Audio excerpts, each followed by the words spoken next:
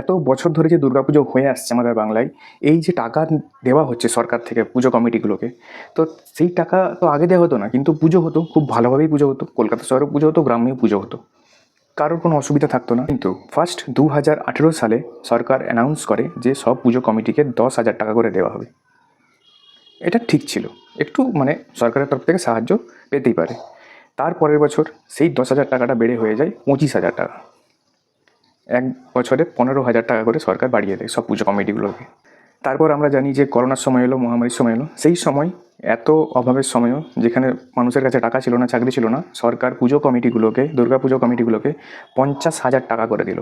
তারপর 2024 সালে, আগের বছর, সেই 50,000 টাকাটা বেড়ে হয়ে যায় 85,000 টাকা। কীভাবে সরকার টাকাগুলো, মানে আমাদের ট্যাক্স পেয়ারের টাকা, সরকার তো নিজের টাকা ছাপায় না, আমরা যেসব টাকা ইনকাম করি, স্যালারি নিই, সেখান থেকে ট্যাক্স চাই, সেই ট্যাক্সের টাকা এই দুর্গাপুজো কমিটিগুলোকে 85,000 টাকা করে দেওয়া হলো। এবং এবছর 2025 সালে সেই 85,000 টাকাকে আরও 25,000 টাকা বাড়িয়ে 1,10,000 টাকা করে দেওয়া হয়। তো এগুলো কি ঠিক? এত টাকা কি, মানে যদি উন্নয়নের কাজে খরচ হতো সেটা ঠিক আছে, কিন্তু দুর্গাপুজোয় এই 4 দিনের জন্য এত টাকা করে ব্যয় করা, সেগুলো কি ঠিক? আপনারাই বলুন। আমি পশ্চিমবাংলার জনগণের কাছে এই কোয়েশ্চেনটা রাখলাম, আপনারাই বলুন যে এগুলো ঠিক না ভুল।